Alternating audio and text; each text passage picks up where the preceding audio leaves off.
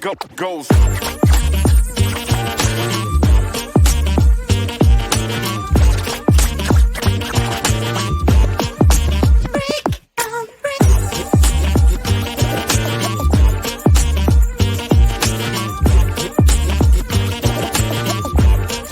Just the way it goes.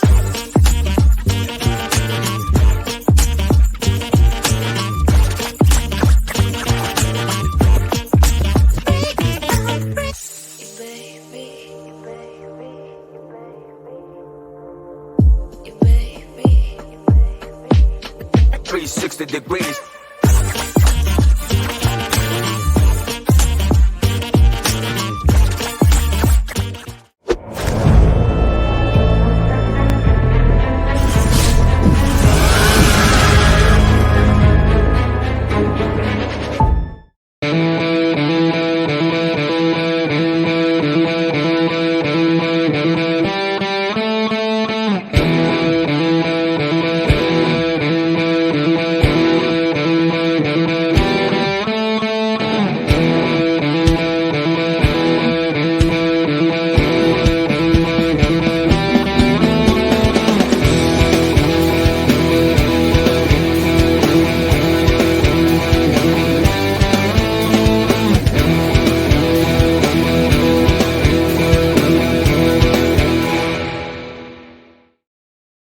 Hello, everybody, and welcome to another edition of the HOOKUP on Music podcast.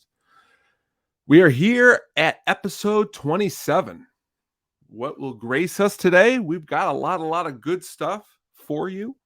As always, we're going to go into lots of different things, lots of this, lots of that.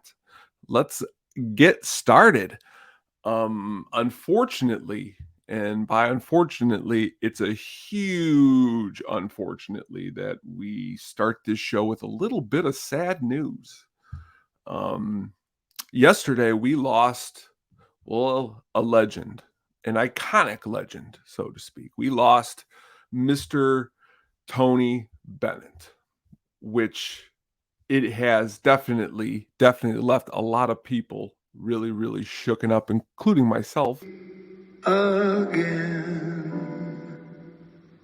I'll be seeing you. Now, Tony, in so many different regards, okay, Tony passed away yesterday, July 21st, at the age of 96. Now, for anybody, I don't care if they're 96, 26, 36, 46, when somebody passes away and they're important to you, it really it sticks, and Tony has been working really all the way up until, the very end. Tony wasn't one of these guys that like reined it in early and just kind of like hang out by a pool. No, Tony was releasing and making albums all the way up until, the end of his life. So, and I always kind of found that to be really cool in the sake of, a lot of artists kind of say, hey, we're not doing anything anymore. We're just kind of ringing it in. I mean, Tony put out, in 2021, the Love for Sale album with Lady Gaga, really great tracks off of that, that they worked together. Okay. And for Tony to be coming out with an album with Lady Gaga, 2021, I mean, that's 2 years ago. You're saying to yourself, how does a man like this, put that kind of work into this? And you know what?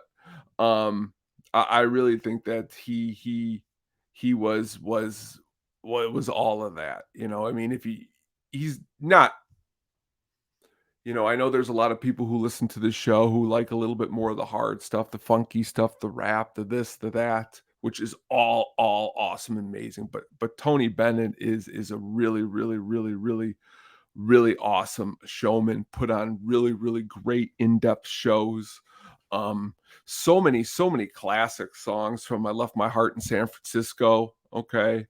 all the way, like I said, to the end with Lady Gaga and all in between.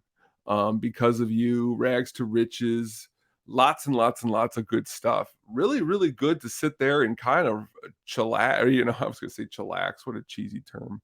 I was sit and relax and kind of pour yourself a drink and just kind of have a good night. And Tony Bennett always, always, always really, really, really showcase that. So we really will miss Tony. And considering me and him shared the same name, he always will have a special, special place in my heart. The Hookup on Music all around. Please, please, please, if you get a chance, pop up one Tony tune. If you're into the heavy, what's it gonna hurt? Listen to a little Tony, show him a little honor, a little this, a little that. But again, we lost a really, really, really icon. Um, you know, so please rest in peace, Tony.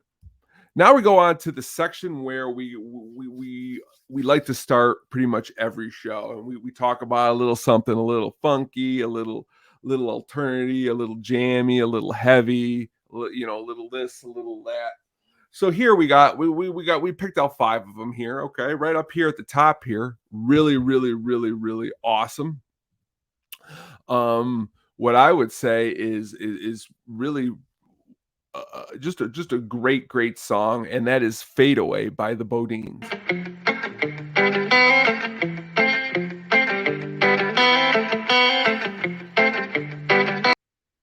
Now, "Fade Away" comes from the Love and Hope and Sex and Dreams album, their debut studio album from 1986. Okay, T-Bone Burnett produced this album. You might be like, "Who's T-Bone Burnett?" T-Bone Burnett is pretty important musician.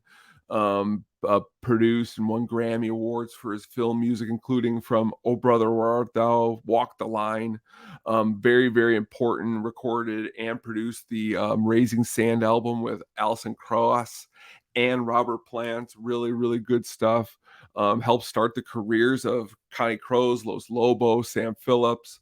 Just really, really great producer. And on this song, he really, I think, brings a really good, the kind of like, I don't even know what to describe it, but it's just a really, really, really, really good,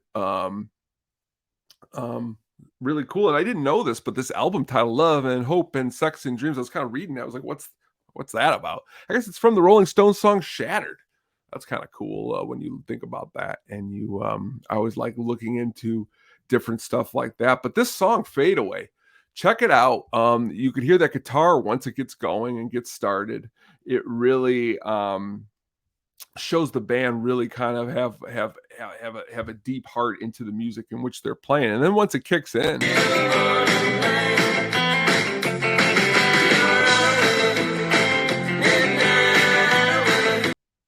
really, really, really, I think good stuff. And I think if you're into things that make your head bob, that song definitely makes my head bob.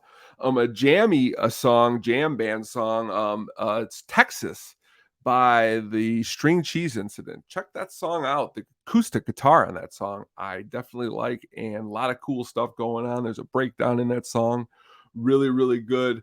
Recently watched this cheesy movie, Ghost Ship, and I had totally forgot about the Mudvayne song "Not Falling," and that is the song that I remember. It was the lead off of the soundtrack and kind of the introduction to that song in their second album, Mudvayne, "Not Falling." Always into a little bit of Neville Brothers. Okay, want a little funky? Check out that Voodoo album. I'm not sorry, it's not the Voodoo album, it's the Yellow Moon album with the song "Yellow Moon" and also the song "Voodoo." Really, really, the whole album is good from front to back. Okay, the Neville Brothers, Aaron, Art, Charles, Cyril, really, really good, really, really, really awesome. Daniel Lanois produces this one. Brian Eno, that's why the song, you could hear little sound effects. Really, really, really good. I think that that one is definitely worth your time. Another one I'm not gonna lie, I've been accused. I love that 70s rock and funk and everything about the 70s. I think it's a lot of cool stuff went down. Um, one of the things that I've been looking into is the Bachman Turner Overdrive, Not Fragile album. And you're looking for something to just kind of pump you up, get you going through the week. This song always for me kind of does the trick.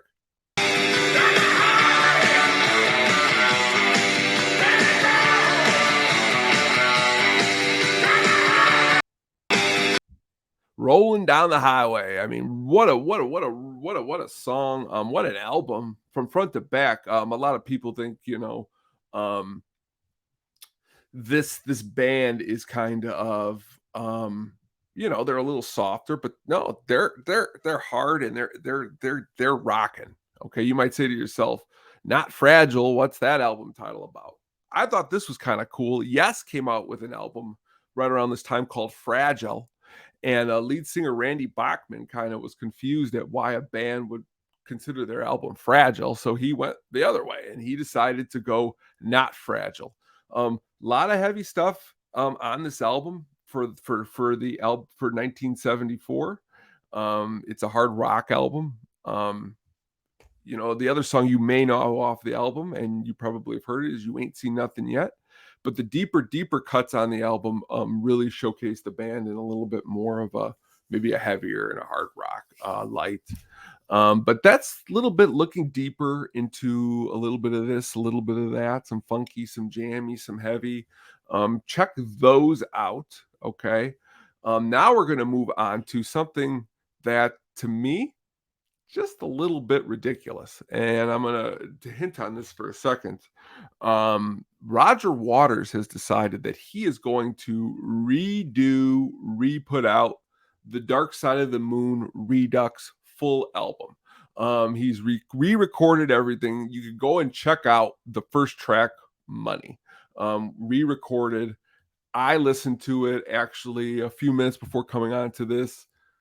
Not a fan. Not a fan. Not a fan of reworking this work of art by Pink Floyd. Don't know why he's decided to do this. It could be some of his, maybe his newer solo work isn't really bringing the attention that he wants to, so he thinks he's going to get a little bit of attention. It could be Roger Waters always, I could be wrong, seems to be looking for that kind of shtick a little bit. But that being said, if you go to the website, there's a little bit of a phrase I don't really understand.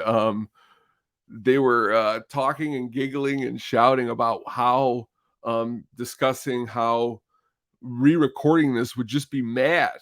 It'd be crazy to do this, but they did it anyway. Okay. They say they did our best.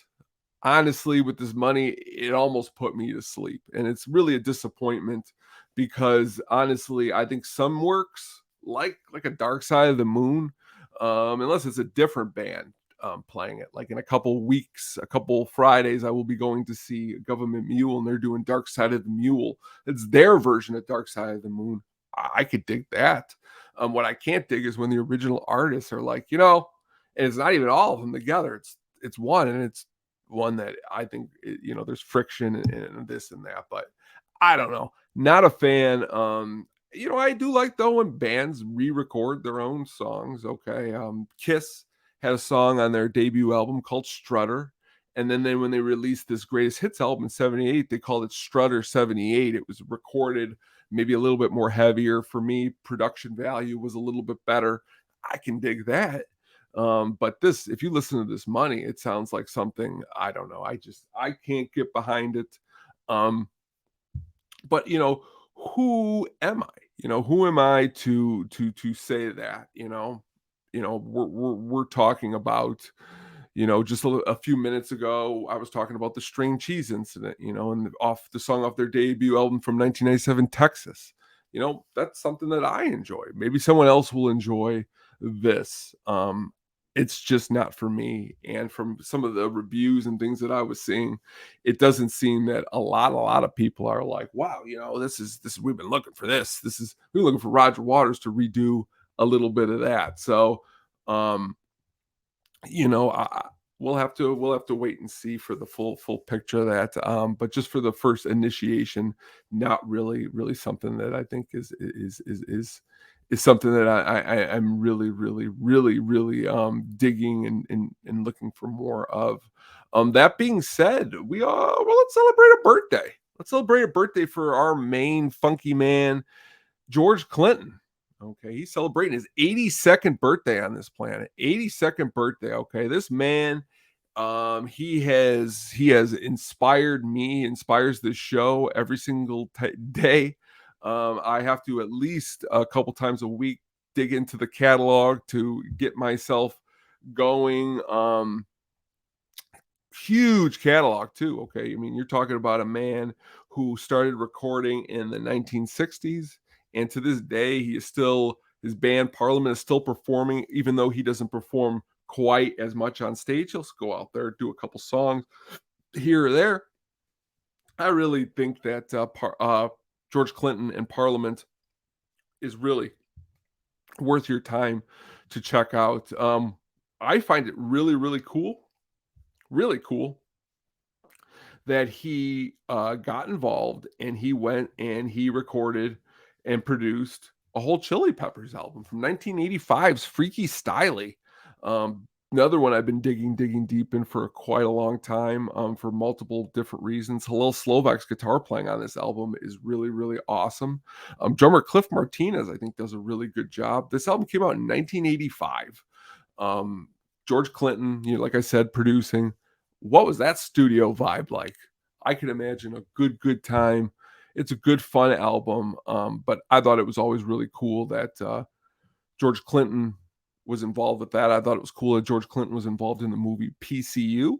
I always think that when you see a musician that you love in a really cool movie, that's always really exciting. But again, 82, George Clinton rocking and he is rolling. Okay. I'm hoping that he gets into the Tony Bennett and above numbers. 96. Can you imagine George Clinton rocking at 96? Um, he is, one of the foremost innovators of funk music. Okay. He was inducted into the Rock and Roll Hall of Fame in 1997. Not that really members matters. They were also given a Lifetime Achievement Award at the Grammys. Another thing that they don't need that, because to me they've already earned it without those awards, but it still sometimes feels good to be acknowledged by some of your peers in the business. So go back and check out some George Clinton. Okay, check out some Parliament, check out some Funkadelic, check out his 1982 debut solo album entitled Computer Game. Atomic Dog's always a good time. Get Dressed is a good time. Computer Games, the song is a good time. But check that out, because I think, being a fan of really good music and funky music, I really think that you will enjoy that. Always a big fan of passing along birthday wishes. So happy birthday, Mr. George Clinton. So today, now what we are going to do to kind of roll on down the highway, as the song stated earlier, I put together here a little bit of a 14 song list. Okay, a 14 song list, because sometimes when I think of like Parliament and Funkadelic and George Clinton, I think of like songs with bass, or songs with with a bass beginning. So we've mixed it up with Tony Bennett today. We've talked about Parliament. We went into some Roger Waters. Here's a list of a little bit of a mixture. A lot of these songs are a little bit more towards the rocking side. We didn't decide to go the funky route today, but all these songs start with I know a bass intro. Okay, a really classic, and one of the earliest ones that I can always remember is Peace Sells But Who's Buying by Megadeth, or just the song Peace Sells. The boom ding ding ding ding ding ding ding ding ding ding. I always remember that. I always thought it was really cool too. It showed up in the MTV News segment. The second song that I picked for this list was Black Sabbath's NIB, or Nib. A really cool bass intro by who we talked about last week, Black Sabbath. Geezer Butler plays a really awesome just bass. You hear the bass, the drums kick. really, really cool. I think it's a really, really good checkout and an example of a bass to beginning of a heavy song, especially early heaviness. We all know and we hear it quite a lot, and that is the White Stripes Seven Nation Army. Awesome, awesome, awesome bass. You can't, talk about bass and not talk about that bass. Always a big fan of Cliff Burton's "For Whom the Bell Tolls." That little bass. Doo, doo, doo, doo, doo, doo, doo, doo, doo, doo. I hope you like my little bass interludes right there. But again, "For Whom the Bell Tolls" is a classic. Looking for something a little deeper from Queen? Not going to say another one bites the dust because we all know that one. But on the same album, The Game, go back and check out Dragon Attack. Song is awesome. Brings it heavy. I like it quite a lot. Our main man, Flea, he goes and he's always bringing that bass, and around the world off of Californication, the bass to start off that song, I find it to be really, really, really, really awesome. And also a really, really, just an all around, good vibe, good time. Um, back to Megadeth really quick. That bass line again, you're not going to hear a lot of heavy songs with bass lines like that. So check that out. There's one by Judas Priest called The Rage. Okay. That is our number 7. Judas Priest, The Rage. Check that out. The bass to start that out. You don't usually hear Judas Priest, and you usually don't hear bass like that in a song. Number 8, Bouncing Around the Room. Okay. Mike does a really, really good job there on that song. Mike Gordon on that song. And the bass is really, really awesome. I think another band that if you're looking for really solid bass, there always is bass in Fish, good bass. Mike Gordon provides it with that song. That was number 9. Number 10, Long View by Green Day. Another early example of hearing really, really good bass, really awesome bass interludes, good bass stuff. I believe that was 9. Number 10 was let's go with Walk on the Wild Side by Lou Reed. Another early example of being introduced to that style of really cool bass. That sounds like a stand-up bass, which I believe it is in that song. Awesome. I believe now we're at number 11. Gonna Raise Hell. You might not know this, but Cheap Trick bassist Tom Peterson played with quite more strings than just 4. Sometimes being 6, sometimes more than 6. This song is a great bass song, great bass intro, all around awesomeness. Next song, Cream, Badge, one of my personal favorites. 14, we brought up Kiss Strutter. This is Kiss sure knows something. In the late 70s, they went for a little bit of that disco. You can feel it in this song. And the last song we're going to talk about on our little countdown here, and I believe this is song number 14. This is a song by the band The Jam. Okay, this song is the song Monday.